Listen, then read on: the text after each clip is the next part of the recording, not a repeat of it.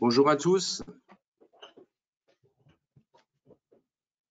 Merci d'être présents ce matin au webinaire Réussir son implantation sur le premier marché allemand européen de la santé. J'espère que vous allez d'abord tous bien. C'est un webinaire qu'on a souhaité faire avec la GTAI, donc Germany Trading Invest, l'agence gouvernementale allemande, puisqu'on est nous-mêmes Altios, accompagnateurs d'entreprises sur les marchés étrangers, et que nous pensons que nos services sont complémentaires. Alors pourquoi l'Allemagne? L'Allemagne d'abord parce que c'est un marché incontournable en Europe. C'est un marché en fait qui est le premier partenaire de la France depuis déjà de très très longtemps. Et puis c'est un marché finalement à fort potentiel, mais pour lequel les entreprises françaises se posent souvent de nombreuses questions, et donc il nécessite de par sa complexité de bien s'y préparer. Et donc il nous semblait important ce matin de parler du marché allemand. Comment réussir son implantation, quelles sont les bonnes pratiques, quels sont peut-être les pièges à éviter. Et puis pourquoi le domaine de la santé? Parce que en fait, en temps de Covid, le domaine de la santé est le domaine aujourd'hui qui a progressé, contrairement à d'autres secteurs. Et puis parce que c'est un secteur d'activité très important sur le marché allemand. Et enfin, puisque il y a quelques semaines, il y a eu le salon Medica, qui est un des premiers salons professionnels sur le domaine de la pharmacie, de la santé, du médical en Allemagne et au niveau mondial.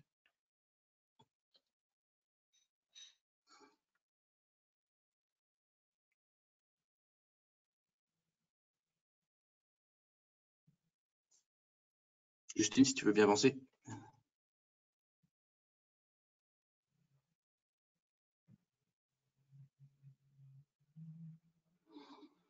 Alors, aujourd'hui, de quoi nous allons parler? Nous allons parler de trois choses. D'abord, réussir son implantation en Allemagne, les bonnes pratiques, c'est-à-dire un peu vous donner les bonnes idées pour demain réussir son implantation.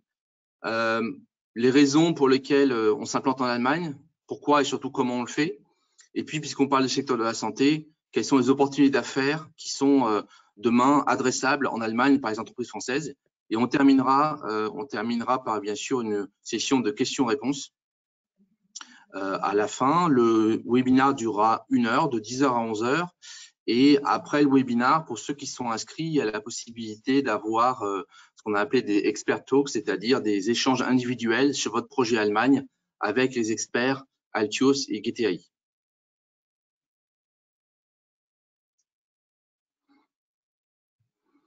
Alors, les intervenants ce matin sont donc du groupe Altios, moi-même, donc ancien directeur de Altios en Allemagne et gérant toujours de la filiale du groupe Altios à Francfort. Muriel Ten qui sera là en tant que pour répondre éventuellement aux questions que vous auriez, qui est la nouvelle directrice du groupe Altios en Allemagne. Et puis côté GTAI, on a Marco Sempel qui est directeur France de la GTAI, Dr Gregor Kempel qui est un expert marché au niveau de la biotechnologie du secteur pharmaceutique, et puis Julia Pitch qui est un expert sur tout ce qui est digital au niveau de la santé. Et eux aussi sont présents là en tant que speakers et en tant que participants pour répondre à vos questions au long de ce webinaire et en fin de session. Donc avant de commencer, ce qu'on appelle une implantation en Allemagne, ça concerne en fait plutôt un établissement stable, hein. Ça peut être dans l'absolu un bureau de représentation qui est le plus simple à mettre en place, ça peut être une succursale, ça peut être une filiale. On va plutôt aujourd'hui faire le focus sur un peu le type filiale qui est le type un petit peu abouti, hein, d'une implantation en Allemagne. Et on va commencer, comme je disais, sur la partie bonne pratique, comment en fait réussir son implantation sur le marché allemand. Bien sûr, on parle de la santé aujourd'hui, mais ce qu'on dira aujourd'hui vaut aussi pour les autres secteurs.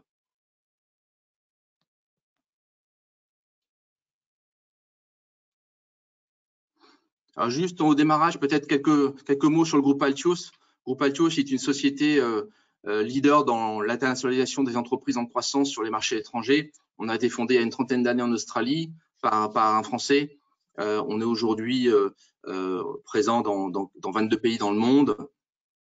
Et on accompagne des entreprises type PME et aussi start-up, grands comptes sur les marchés étrangers. Et on travaille avec des partenaires comme les fonds d'investissement, les banques, les agences gouvernementales comme la GTAI et les fédérations professionnelles.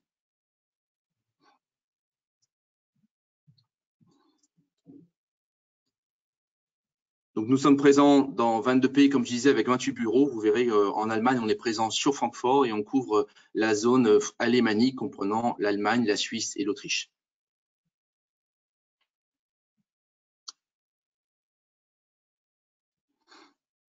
Alors, le propre du groupe Altio, c'est d'accompagner les entreprises dans toutes leurs démarches d'internationalisation, depuis un démarrage qui concerne finalement, en général, une définition d'une stratégie internationale, d'une accélération internationale avec un plan de conquête international, en passant ensuite par une phase de développement, c'est-à-dire plutôt centré sur l'approche commerciale, tout ce qui est potentiel, tout ce qui est développement commercial, tout ce qui est notion de croissance. L'implantation qui nous occupe aujourd'hui, qui est donc concerne effectivement tout ce qui est RH, tout ce qui est recrutement, mais aussi création et gestion de filiales.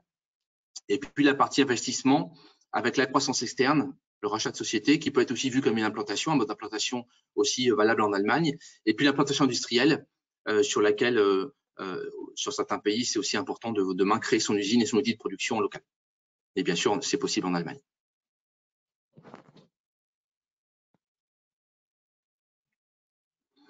Alors tout d'abord, il me semblait intéressant de revenir sur les raisons pour envisager une implantation en Allemagne. Pourquoi demain, est-ce que on ne pourrait pas se développer en Allemagne simplement via du développement commercial, via peut-être directement une croissance externe? Qu'est-ce qui fait qu'aujourd'hui, on en est arrivé finalement à envisager une implantation en Allemagne?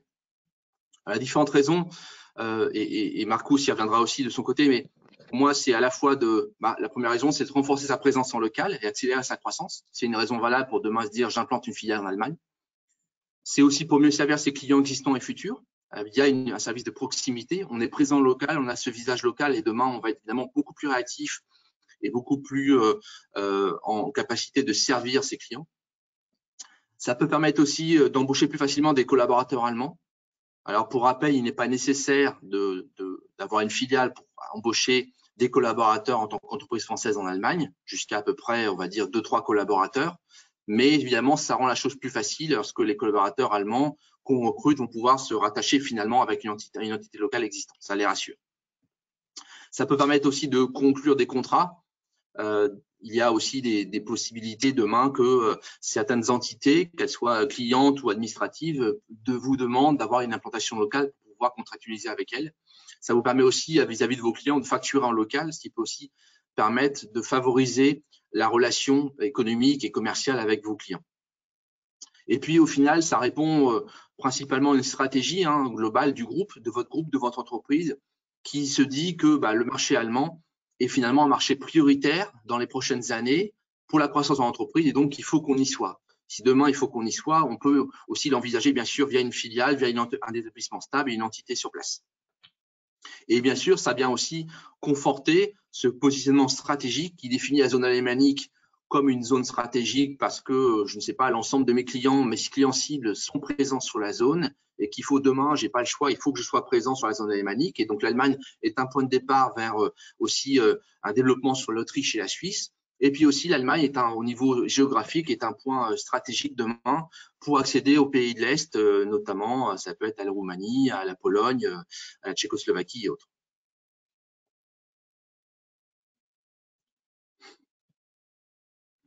Alors souvent, on nous demande quel est le bon timing pour une implantation en Allemagne. En fait, la question est assez complexe. Il y a plusieurs réponses à ça. Je vous en ai cité quelques-unes. D'abord, ça peut être quand vos clients locaux vous le demandent. Effectivement, certains clients avec qui vous travaillez déjà depuis quelques années dans une relation commerciale depuis la France peuvent vous demander, pour accélérer le processus, de venir vous implanter pour les suivre et pour mieux les accompagner. Ça peut être aussi quand vos équipes allemandes vous le recommandent. J'entends par là que, comme je disais tout à l'heure, il n'est pas nécessaire d'avoir une filiale pour avoir quelques collaborateurs en Allemagne. Pour autant, à un moment donné, vos équipes allemandes peuvent vous dire moi, demain, je pousse à ce que le groupe, l'entité française, implante une filiale en Allemagne. Je mets un petit astérisque quand même. Alors, évidemment, c'est toujours dans le but d'accélérer la croissance, d'accélérer le développement. Je mets quand même un petit astérisque puisque c'est un point qu'il faudra bien anticiper et vérifier avec par sa connaissance du marché. Par habitude, les équipes allemandes ont toujours, ça ne vaut pas que pour l'Allemagne, ça vaut aussi pour toutes les équipes locales, que vous soyez en Allemagne ou demain aux États-Unis, mais ont toujours tendance à vouloir pousser un petit peu évidemment le développement de leur zone. Et donc, il faut bien faire la part des choses entre ce qui est vrai on vous dit demain, il faut absolument vous implanter parce que nos clients nous le demandent, et ce qui peut être peut-être un peu repoussé dans le temps. Lorsque vous vous rendez compte aussi que finalement, le fait de ne pas avoir d'entité locale freine votre croissance sur le marché, vous vous rendez compte que vous ratez les contrats, vous ratez des opportunités, vous ne pouvez pas répondre aux appels d'offres par exemple, il faudra du coup, ça peut vous donner le petit déclic qui vous dit que demain, il faut s'implanter sur le marché. Il est temps de s'implanter sur le marché. Quand le chiffre d'affaires devient important, c'est vrai que là, on touche plutôt à des notions de développement et de fiscalité. Il n'y a pas de notion de chiffre d'affaires limite.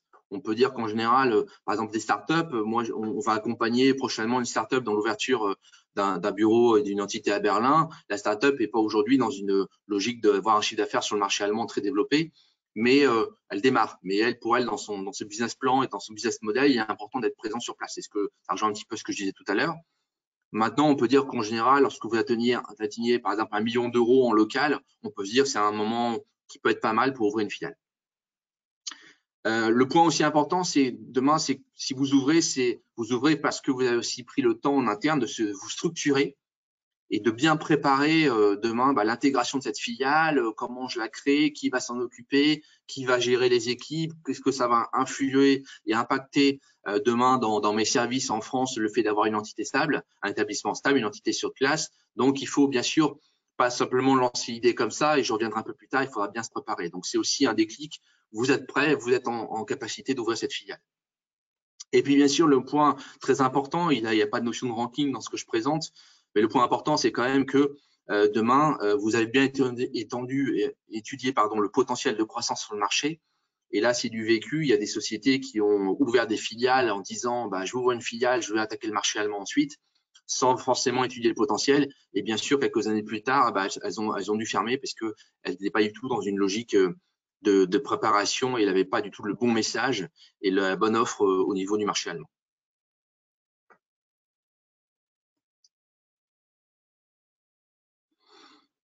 Alors, les clés de réussite en quelques mots d'une implantation en Allemagne, qu'est-ce qui fait que demain, cette implantation sera un succès pour votre entreprise? Je dirais qu'il y a deux choses. La première chose, c'est la préparation du projet. Il est vital, vraiment très, très important de vous préparer.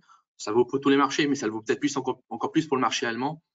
Notamment parce que comme je disais tout à l'heure, au niveau organisationnel, lorsque vous allez ouvrir une entité sur le marché allemand, elle va forcément impacter les différents départements qui sont dans la maison mère. Ça vaut évidemment pour le développement international, ça vaut encore plus lorsque vous ouvrez une entité dans un pays étranger, et notamment sur l'Allemagne. Bien sûr, demain, vous aurez ce que j'ai représenté dans la petite roue là, des services impactés par cette partie d'implantation sur un marché étranger. Évidemment, ça va avoir une influence sur le fait de manager des équipes, même si vous avez peut-être déjà 2-3 collaborateurs encore une fois sur place, vous allez manager et intégrer ces équipes d'une façon complètement différente, puisqu'elles vont prendre plus d'importance le fait qu'il y ait une filiale sur place, qu'elle soit intégrée à une entité vraiment. Ça va évidemment avoir un impact sur la gestion RH, puisque vous allez avoir du droit du travail local qui évidemment est déjà présent dans des contrats de travail de vos collaborateurs, mais demain qui vont être beaucoup plus impactés, beaucoup plus limités ou en tout cas importants dans le fait que intégrer une filiale, il va falloir faire attention à des choses, notamment par exemple le fait que si vous avez plus de 10 salariés, moins de 10 salariés en Allemagne, il n'y a pas de limitation ou d'impact sur le fait de pouvoir demain licencier des collaborateurs. Bien sûr, ça va impacter aussi fortement le suivi et le monitoring des activités, puisque l'activité va croître en local, donc il va falloir aussi bien mettre en place en France demain des personnes qui puissent suivre cette activité, suivre cette croissance, monitorer demain ce qui se passe. Donc, ça va impliquer forcément du temps nécessaire. Il va y avoir effectivement aussi un temps de marketing et de communication qui va être renforcé, puisqu'il va communiquer sur cette ouverture, communiquer sur ces plaquettes, sur ces outils marketing, sur le fait que maintenant on a une implantation en local. Donc, ça va forcément influer et avoir un impact sur ces outils marketing. Et puis demain, vous allez aussi travailler sur comment structurer cette entité pour qu'elle soit évidemment efficace, qu'elle soit dynamique, qu'elle soit rentable. Donc, ça va impliquer encore plus de temps des différentes personnes qui vont suivre ça, et ça va impliquer beaucoup d'échanges entre les deux sociétés, les deux entités. Et donc, forcément, au niveau organisationnel, ça va avoir un impact.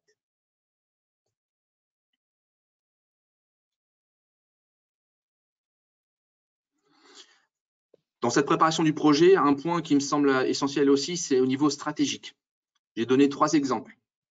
D'abord, la localisation de votre filiale en Allemagne, elle est importante. Et là, on a vu quelquefois chez Altios quelques, je dirais pas erreurs, mais quelques approximations. C'est-à-dire, on pense que le marché allemand, c'est comme le marché français, et on dit, bah, on implante notre filiale à Berlin car c'est la capitale de l'Allemagne. Implanter à Berlin, c'est pas du tout une mauvaise idée. Maintenant, il faut le faire pour les bonnes raisons. Et si la raison, c'est juste parce que c'est la capitale de l'Allemagne, c'est souvent une erreur. L'Allemagne est un pays décentralisé avec des lenders. Il y a 16 lenders en Allemagne. Et il faut vraiment anticiper et regarder où est-ce que mon potentiel ou mes clients sont pour demain se dire, bah, ce lender-là, cette ville-là, c'est la ville la plus importante pour moi. En Allemagne, il y a plein de métropoles qui sont des métropoles importantes avec des activités économiques par lender qui sont aussi importants. Voilà, l'Allemagne, c'est pas forcément s'implanter en capitale comme on fait en France. Deuxièmement, c'est ce que je disais tout à l'heure, il faut bien sûr pour réussir son implantation avoir une vraie connaissance de la concurrence et du potentiel marché. Sinon, on peut faire des erreurs, comme je disais tout à l'heure, et on peut arriver vite à fermer sa filiale puisqu'on n'a pas assez anticipé ça. La troisième chose, c'est envisager le marché allemand dans la durée.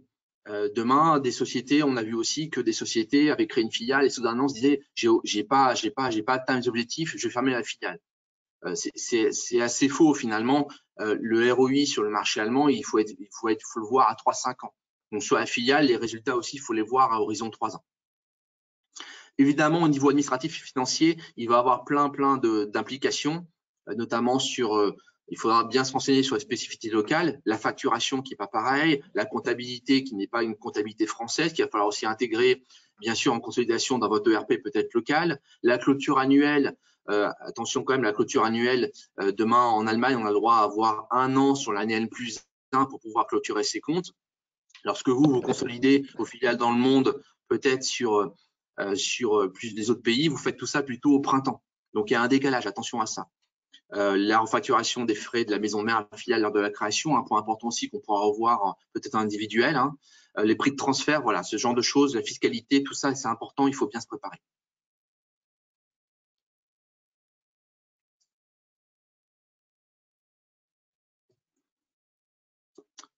Pour finir, troisième point de clé de réussite d'une implantation en Allemagne, c'est l'anticipation des étapes de constitution.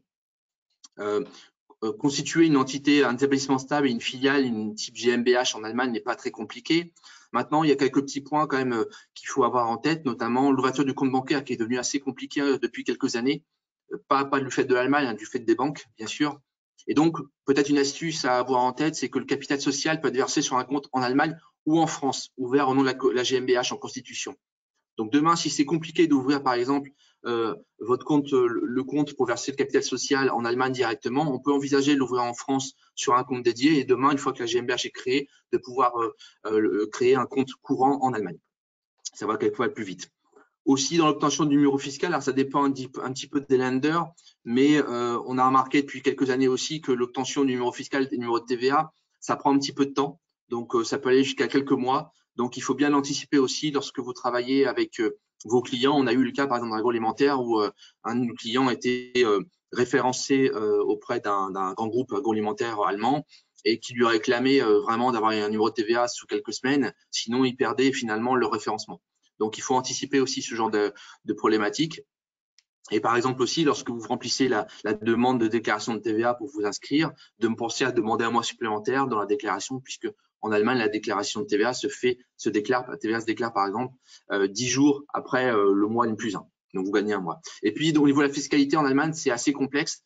Donc, vous choisissez bien votre expert fiscal, ça s'appelle un Steuerberater en Allemagne. Il faut bien choisir qui a la capacité de vous accompagner dans ces démarches fiscales, mais aussi un petit peu une vocation internationale pour bien comprendre vos problématiques. Voilà, j'en ai fini de mon côté. N'hésitez pas à poser aussi vos questions via le chat, on y répondra tout à l'heure. Je passe la main maintenant à Marcus Hempel, donc directeur de GTAI en France, et qui va vous parler de pourquoi et comment s'implanter sur le marché allemand. Merci, merci Hugues pour cette très bonne introduction et aussi d'avoir déjà abordé les choix stratégiques et les considérations stratégiques à faire avant de se lancer sur l'aventure allemande. qui est finalement, malgré le fait qu'on est le pays voisin, comme vous venez de le voir avec Hugues, il y a quand même quelques particularités auxquelles il faut qu'on se prépare. Donc, c'est pour ça qu'avec Altios, nous sommes alliés pour ce webinaire, ce séminaire, pour vous préparer déjà sur la question comment se lancer en Allemagne sur un plan administratif stratégique, mais aussi de vous montrer au sein de ce webinaire les opportunités dans le secteur de la santé. Donc, moi, je suis Marco Sempel, je suis le représentant pour GTAI Germany Trade Invest en France. Donc, je suis basé à Paris, normalement même dans un bureau. Mais bon, ça, on va y revenir. Et après, on a aussi notre collègue Dr Gregor Kemper, qui est un spécialiste du secteur médical en Allemagne et qui va vous, voilà, on le voit maintenant, même avec le décor GTAI derrière, c'est très bien. Et en fait, il va vous expliquer après les spécificités du secteur médical en Allemagne et aussi surtout les opportunités lesquelles que vous pouvez décrocher en Allemagne en vous lançant sur ce marché-là.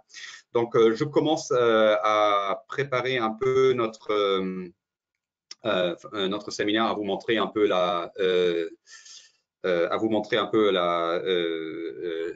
ce que c'est la GTAI. Je ne sais pas si on voit mon écran. Hugues, vous voyez mon écran? Je crois que oui. Oui, très bien. Super. Donc, du coup, voilà. Donc, qu'est-ce qui est la GTAI? Qui sommes-nous? Germany Trade Invest, c'est l'agence fédérale pour la promotion de l'investissement et du commerce extérieur. Donc, on est une agence gouvernementale en dessous du ministère des Affaires économiques et de l'énergie. Donc, on est 100% détenu par ce ministère. Mais on est une agence assez agile qui est au service du client. On a une cinquantaine de bureaux au niveau mondial. Vous voyez ce petit drapeau parisien. Donc, voilà, on a notre bureau à Paris qui est occupé par moi. On a deux présences en Allemagne, une à Bonn et une à Berlin, où Berlin, c'est notre siège social de la société et où on a aussi toutes nos équipes, par exemple comme Monsieur Dr Kemper, qui accompagnent les investisseurs qui ont un projet pour l'Allemagne. Donc, qu'est-ce que ça veut dire? Des entreprises qui planifient, qui veulent ouvrir un bureau en Allemagne et qui veulent ouvrir un centre de recherche en Allemagne ou une usine en Allemagne. On peut accompagner ce genre de projet du bout en bout.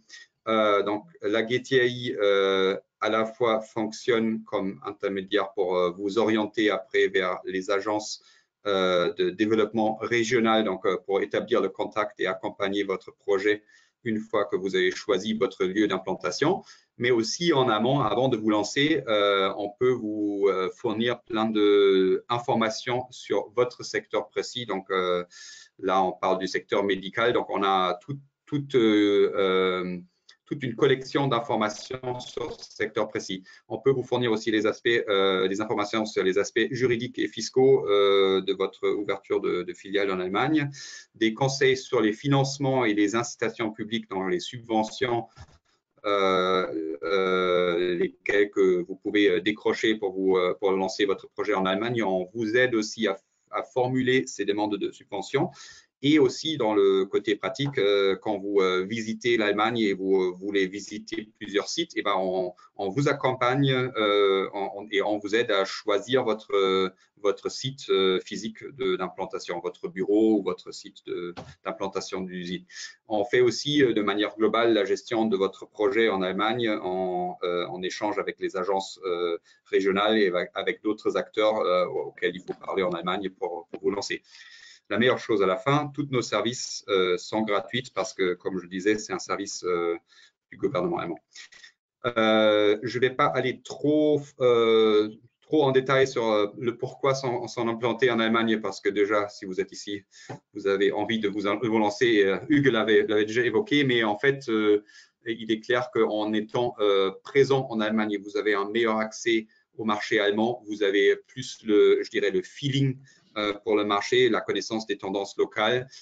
Vous limitez aussi la barrière pour vos clients de décrocher le combiné de téléphone et vous appeler sur un numéro allemand, être en contact avec des équipes locales germanophones. Je pense que ça, c'est très important pour les clients allemands de sentir cette proximité. Vous avez plus de possibilités de participer aux appels d'offres par la meilleure connaissance du marché et la rapidité de réagir. Vous avez, avec une filiale locale, la capacité de conclure des contrats sur place, localement, des contrats de leasing et des contrats d'assurance, par exemple. Vous avez aussi accès aux subventions, aides et financements gouvernementaux allemands parce que vous êtes considéré comme une société allemande. Et je pense que ça n'a été pas encore abordé, mais en fait, en créant par exemple une GmbH, donc la version SARL locale, vous avez aussi une limitation du risque au capital social allemand. Et à ne pas oublier aussi c'est plus facile de se mettre en règle avec l'application locale du RGPD allemand. Je reviens vite fait sur les choix stratégiques à se poser quand vous vous lancez en Allemagne. Donc, vous avez 3 grandes décisions à préparer. Déjà, le choix de la forme juridique, filiale ou succursale. Le lieu d'implantation qui détermine aussi la fiscalité qui s'applique à votre société en fonction de votre lieu d'implantation. Et aussi les mesures d'incitation, les subventions dans cette région en Allemagne. Je reviens sur chacun des points vite fait. Vous avez donc en gros, il y a 2 grands types de formes juridiques que vous pouvez choisir en Allemagne. Vous avez la succursale où vous n'avez pas vraiment besoin de capital social, ce qui vous permet d'enregistrer une présence en Allemagne, mais on voit très souvent les sociétés plutôt opter pour la filiale que vous voyez à droite parce que pour la succursale, vous n'avez pas la possibilité de limiter votre risque. Ce n'est pas une entité légale séparée, mais partie intégrante de l'entreprise française. Donc, du coup, l'entreprise française, elle est responsable envers les créanciers en cas de problème. C'est pour ça que nous, on voit très souvent les sociétés opter pour la GmbH, donc la SARL allemande, où vous avez une vraie personnalité juridique séparée et une présence sur le marché allemand. Donc, les avantages, c'est vraiment la grande flexibilité, par exemple, de rajouter des associés dans la SARL allemande. Même avec un associé, vous pouvez commencer, mais vous pouvez rajouter d'autres associés. La responsabilité personnelle limitée à ces associés et le capital social de 25 000 euros, à savoir que vous pouvez commencer avec la moitié en espèces et apporter le reste en biens. Quel est le processus? Je me focalise sur la SARL allemande, la GmbH, parce que c'est vraiment la forme juridique la plus commune. C'est assez rapide d'en créer une. Si on est rapide, ça peut être sous 3-4 semaines. Ou voire plus rapide même. C'est pas tellement coûteux à part le capital social. Donc en tout, vous en avez pour en dessous de 1 000 euros. Et les coûts sont surtout appliqués pour le notaire, le registre commercial et l'office d'inspection du travail. Donc en fait, vous commencez par l'élaboration des statuts. Vous faites certifier ces statuts par un notaire. Vous ouvrez, Hugues vient d'en parler, un compte d'entreprise en Allemagne ou au début en France. Vous payez le capital social. Une fois le capital social est arrivé, le notaire peut procéder à l'inscription au registre du commerce et vous pouvez déclarer cette entreprise à l'office d'inspection du travail. Après, un autre choix à faire, c'est le lieu d'implantation. Là, ici, à titre d'exemple de Berlin, en fait, on a dans la fiscalité allemande deux éléments. On a la charge fiscale qui est en variation du lieu d'implantation. Vous avez un impôt national fixé à un taux de 15%, mais aussi vous avez une taxe professionnelle en fonction de la commune où vous implantez. Et vous voyez que, par exemple, à Berlin, ça peut varier Par exemple, à Berlin, vous avez une taxe professionnelle de 14%, alors que dans la petite commune de Zossen, qui est juste à côté de Berlin, par exemple, vous avez juste 7%, ce qui vous ramène à une différence de charge fiscale à la fin entre 22 et 30%. Donc, parfois, c'est intéressant de ne pas mettre forcément au centre, enfin, dans la capitale même, mais juste à côté. Après, il y a d'autres moyens pour vous faciliter la tâche d'investir en Allemagne. C'est des mesures d'incitation, des subventions qui sont disponibles à la fois pour les investissements, donc le CAPEX, les équipements que vous achetez, mais aussi pour les projets de recherche et développement et même pour le personnel. Donc, vous embauchez des opérateurs, des ingénieurs. Et en fait, pour cela, il y a des subventions auxquelles vous pouvez accéder. Là aussi, si les subventions doivent faire partie de votre projet, vous devez bien choisir l'endroit parce que en fait, vous avez des régions en Allemagne où il y a plus de subventions disponibles que dans d'autres.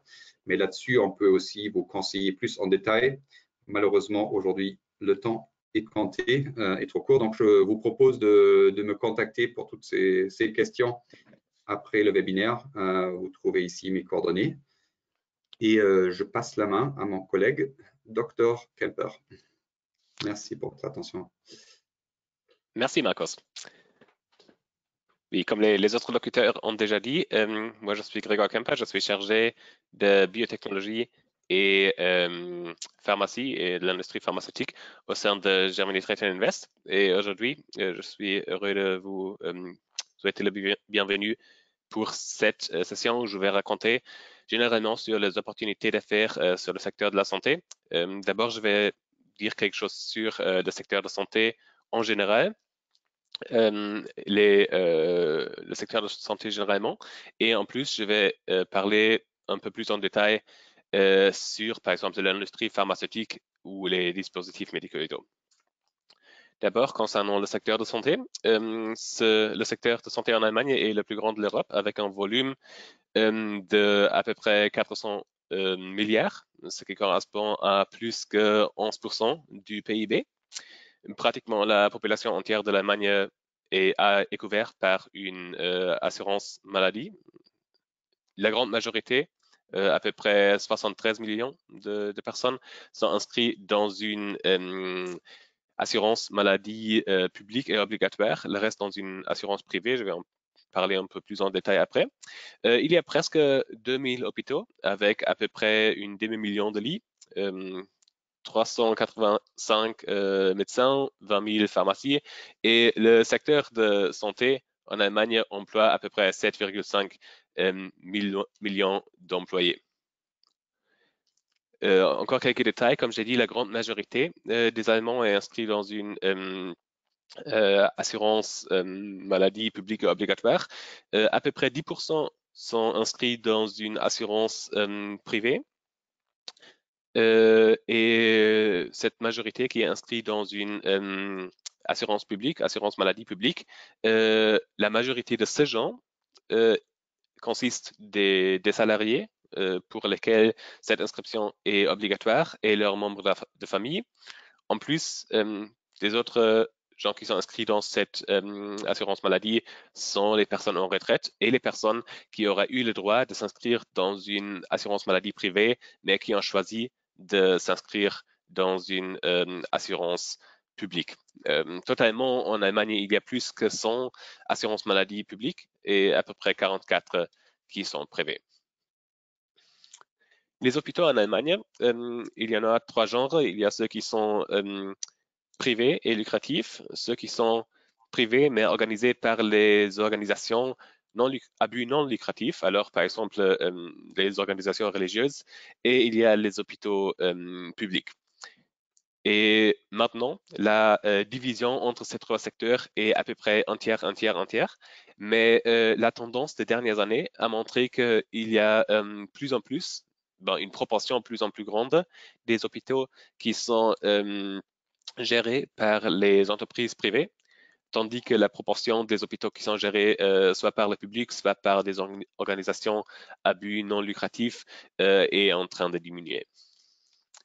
Mais avec ça, il y a aussi des grandes différences régionales. Par exemple, on peut dire généralement dans le nord-est de l'Allemagne, aussi à Berlin, il y a une grande proportion d'hôpitaux qui sont privés, tandis que dans l'ouest, comme dans la Rhénanie du Nord, l'Est et la Sarre et la Rhénanie-Palatinée, il y a beaucoup d'hôpitaux une grande proportion d'hôpitaux qui sont gérés par les organisations à but non lucratif.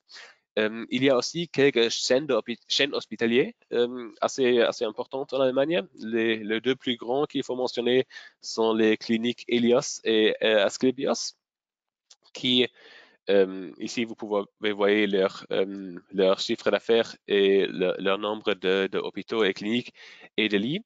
Concernant les cliniques Helios, il faut mentionner que ici les 261, ce ne sont pas tous des hôpitaux, mais une grande partie de ces 261 sont aussi des autres centres de soins, des cliniques et des centres diagnostiques qui sont bien sûr plus petits qu'un hôpital entier.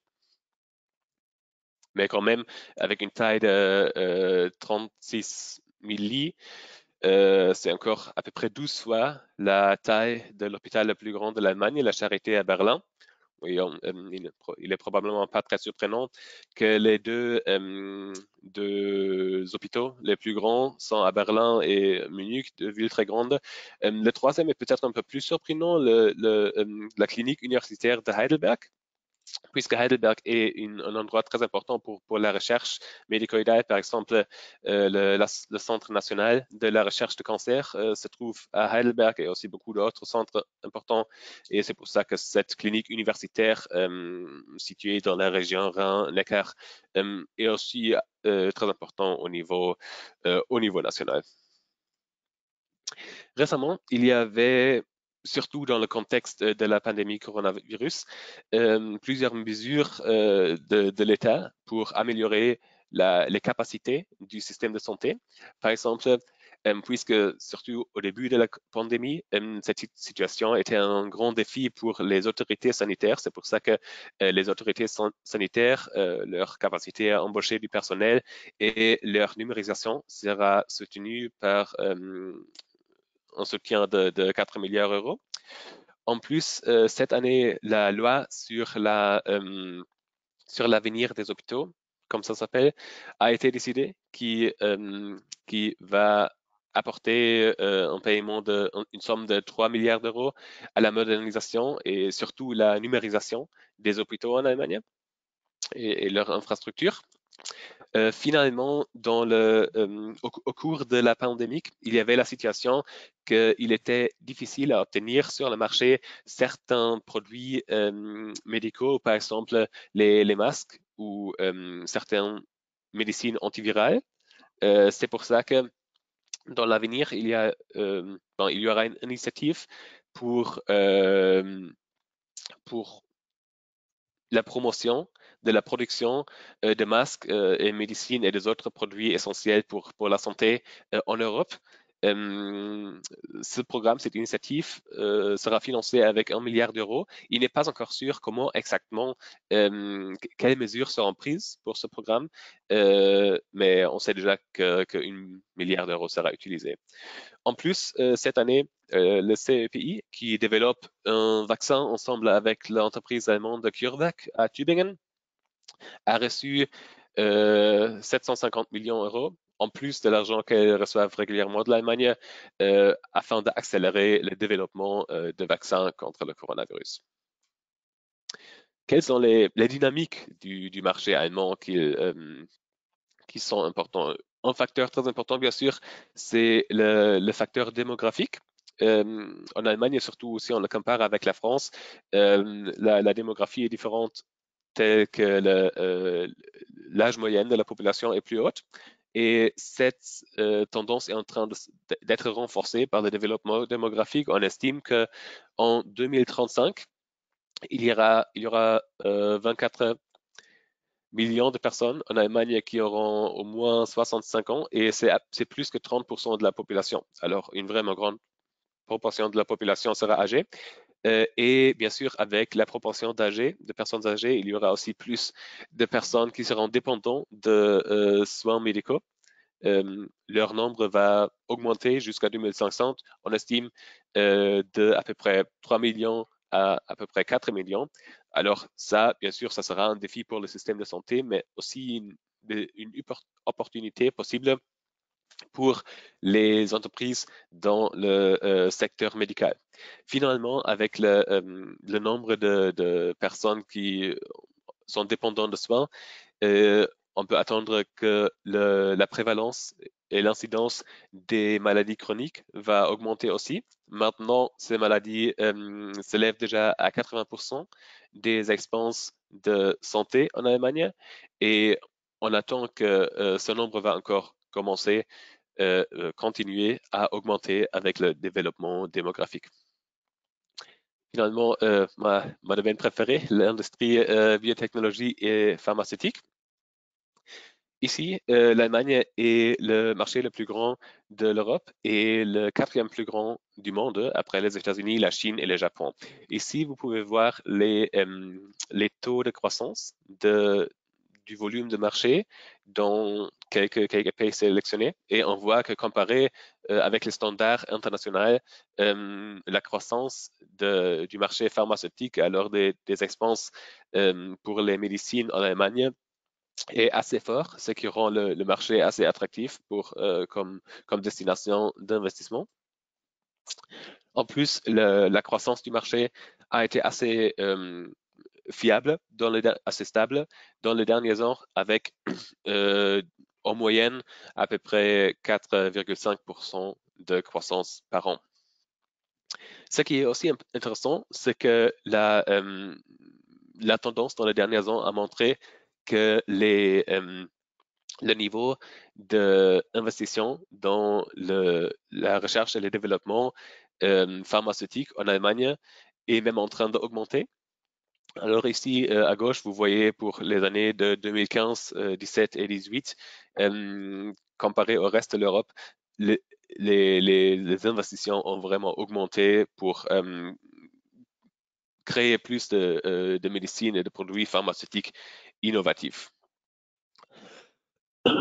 Récemment, bien sûr, dans la réponse globale à la pandémie COVID-19, les entreprises en Allemagne et les chercheurs en Allemagne ont joué un rôle assez important. Probablement le mieux connu est l'entreprise BioNTech qui a une collaboration avec Pfizer pour développer un vaccin mRNA qui, comme j'ai lu ce matin, a maintenant été accepté dans le Royaume-Uni. Il y a aussi des autres entreprises qui sont un peu moins connues, CureVac, que j'ai déjà mentionné parce qu'ils ont une collaboration maintenant avec CEPI, aussi développe un vaccin mRNA et en phase 1 est maintenant IDT Biologica, une entreprise à Dessau dans l'est de l'Allemagne qui développe un vaccin de vecteur à base de MVA. En plus, concernant les diagnostics, la Charité à Berlin était une des premières institutions au début de la pandémie qui a développé un protocole pour la détection avec le système PCR du coronavirus. Et Roche a développé un test d'anticorps assez rapide et précis dans leur site à Penzberg en Bavière, où Roche a fait plusieurs investissements assez grands dans les derniers ans et seulement justement cette année, ils ont annoncé encore une investition de 400 millions d'euros qui sera aussi soutenue par 40 millions d'euros par l'État fédéral de la Bavière. En plus, il y avait généralement pas mal d'autres initiatives pour soutenir la recherche le plus vite possible après le début de la pandémie. Il y avait un genre de programme de financement de recherche dans le secteur de maladies d'infection zoonotique qui avait déjà un dispositif pour financer pour financer des projets de recherche en cas d'une pandémie. Et c'est pour ça que cet aspect de ce programme pourrait être activé assez rapidement afin de lancer un appel à projet et démarrer la recherche contre le coronavirus assez rapidement cette année. Dans le paysage allemand de biotechnologie, les clusters jouent une rôle assez importante. Ils sont pratiquement des associations locales, des entreprises de biotechnologie, mais aussi des chercheurs académiques et généralement tous les personnes et organisations qui sont impliquées dans le secteur de biotechnologie, pharma et santé. Ici, il y a un plan à peu près où il y a quelques grands clusters en Allemagne et quel est leur focus d'activité. Vous voyez, ils ont des focus différents. Il y en a qui sont plutôt des parcs de technologie et qui peuvent, par exemple, louer des espaces de laboratoire aux petites entreprises pour commencer et construire leur business ou leur donner un environnement favorable pour leur premier pas à la valorisation de leur projet d'innovation. En plus, ils ont souvent des liens avec la recherche académique et l'industrie pharmaceutique pour lier les deux. Et parfois, ils opèrent un peu comme les organisations au niveau de Länder, d'État fédéral, pour la promotion du secteur de biotechnologie dans cet État fédéral. Et il y a aussi quelques clusters qui ont un certain focus scientifique. Par exemple, à Jena, il y a un cluster dédié aux maladies d'infection qui est vraiment spécialisé et a beaucoup d'expertise dans ce domaine. Finalement, la technologie médicale, là, seulement quelques informations, le volume de marché est plus que 35 milliards d'euros, dont à peu près presque la moitié sont des dispositifs médicaux. Et ce qu'on appelle les Hilfsmittel, alors ce sont les autres produits pour la médecine, pour les soins médicaux qui s'utilisent par exemple dans un hôpital, mais qui ne comptent pas comme les dispositifs médicaux. En fait, dans le secteur de technologie médicale, ce qui est généralement le cas en Allemagne et surtout vrai ici, que ce secteur est très beaucoup dominé par les petites entreprises. Ici, on voit que 9 sur 10 entreprises de ce secteur en Allemagne ont moins de 20 salariés et même les entreprises qui ont plus que 20 salariés sont souvent des entreprises assez petites. Alors ça, c'est une chose assez importante, assez intéressante. Finalement, aussi concernant le nombre de patents dans le secteur de dispositifs médicaux et technologie médicale, l'Allemagne, on voit ici, a le nombre le plus haut de patents en Europe. Dans le secteur de technologie médicale, il y a aussi des clusters en Allemagne. Et on a aussi un expert dans ce secteur, Monsieur Gabriel Fleming, qui peut vous aider avec plus d'informations concernant la situation de cette industrie en Allemagne et vous fournir des publications dans ce domaine. Finalement, puisque Marco Semple a déjà donné pas mal d'informations sur ce que GTAI fait, je vais seulement mentionner ça très bref. Comme il a dit, on a des départements, des équipes spécialisées sur certaines industries. Par exemple, moi, je fais partie de l'équipe de chimie et santé et on a aussi des autres équipes qui sont spécialisées au sujet qui sont d'importance pour toutes les industries comme le financement, les questions légales, etc. Et si vous vous intéressez au marché allemand, on serait content de vous aider et à vous fournir les informations dont vous avez besoin. Merci beaucoup. Et maintenant, merci, je crois que... Oui. Merci Grégor, merci Marcus pour votre intervention. En conclusion, avant d'attaquer la session de questions, on a reçu une question justement là, je vous la poserai juste après. ce qu'on voit, hein, c'est que le marché allemand est un marché qui présente beaucoup de potentiel pour les entreprises françaises dans ce secteur de la santé, du médical et de la pharmacie, des biotech. Et donc, toute entreprise désireuse de se développer sur ce marché-là avec des produits de qualité a toutes ses chances de pouvoir s'y développer, et que l'implantation est un bon moyen d'accélérer sa croissance sur le marché, tout en faisant attention à quelques points de préparation qui sont importants pour maximiser les chances de réussite. Une question qu'on a reçue, peut-être plutôt pour toi, Grégor. La question, c'est quels sont les principaux acteurs dans le domaine de la fabrication de machines de process et ou de laboratoires, et existent-ils des clusters, où sont-ils situés? C'est un peu précis comme question, mais est-ce que tu as une idée des acteurs allemands, français ou internationaux qui sont implantés, qui sont dans cette partie fabrication de machines de process et ou laboratoires? Alors, concernant les machines de laboratoire, il y a, en fait, ils sont vraiment assez distribués en Allemagne, il y en a répandus, il y en a partout, mais il y a des concentrations notamment fortes dans le Baden-Württemberg, en Hesse et à Berlin. Et avec fabrication de processus, alors ça serait pour la fabrication de quoi? Alors là, je ne suis pas sûr si je pense à la bonne chose. Fabrication de machines de process ou de machines okay. pour les laboratoires. Ah, ok. Oui, alors comme je dis, en fait, concernant les machines de laboratoire, dans les États fédéraux que j'ai mentionnés, il y en a beaucoup. Et il y a aussi une association d'industrie en Allemagne qui s'appelle Spectaris, qui est une association de l'industrie de tout ce qui est laboratoire, recherche, sciences de la vie, et aussi optique et électronique, toute cette agglomération.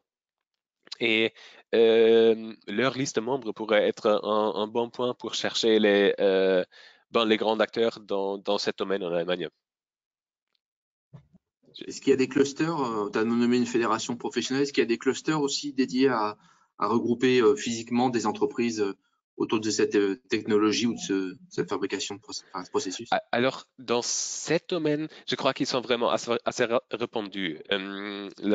Cette clustering, cette agrégation est quelque chose que j'ai vu surtout dans le domaine biotechnologie, mais pas tellement dans les entreprises de produits de laboratoire, probablement parce que entre eux, la variation de leurs besoins est seulement si grande qu'ils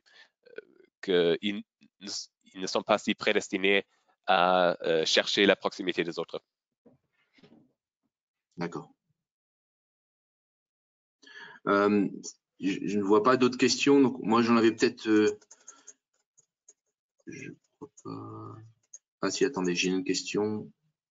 Ouais, donc il y avait la même question par quelqu'un qui était fournisseur de pièces et composants, donc qui peuvent intéresser effectivement les entreprises allemandes ou les entreprises déjà implantées.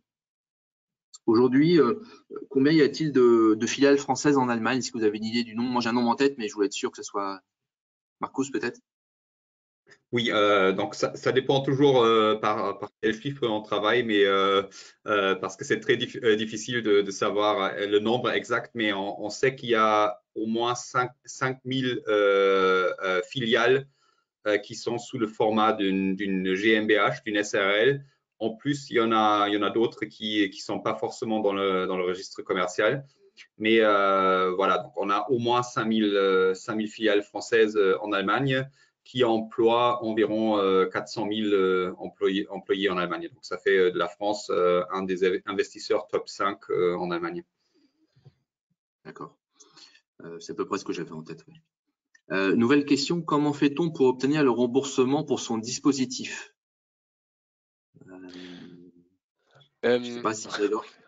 En fait, ça serait une bonne question pour mon collègue qui est spécialisé sur ça. Mais je crois que généralement, si un dispositif médical a la marque CE, il devrait normalement être ouvert au remboursement. Alors, devrait normalement être remboursé. Mais pour ça, je recommande de me contacter pour que je puisse rediriger la question à mon collègue qui est expert de dispositifs médicaux. Merci. Question plus pratique, recevra-t-on vos présentations PowerPoint? Tout à fait, vous envoyez les présentations PowerPoint de chacun, il n'y a aucun souci. Peut-être dernière question, si une question plus tard, justement, vous êtes là, Marcus et Grégor, plus sectorielle. Est-ce que vous avez une vision quand même des secteurs, sous-secteurs porteurs sur les prochaines années pour les entreprises françaises dans le domaine de la santé? On a un petit peu parlé, Grégor, mais est-ce que demain, s'il y avait 2-3 secteurs sur lesquels les entreprises françaises qui sont dans le domaine que pouvaient adresser et justifier d'implanter une société, ce serait lesquels? Ben, comme tu as dit, il y a cette tendance maintenant, surtout dans la politique en Allemagne, que les gens s'inquiètent de la sécurité des chaînes logistiques dans le secteur de santé. Et beaucoup de gens disent qu'ils voudraient bien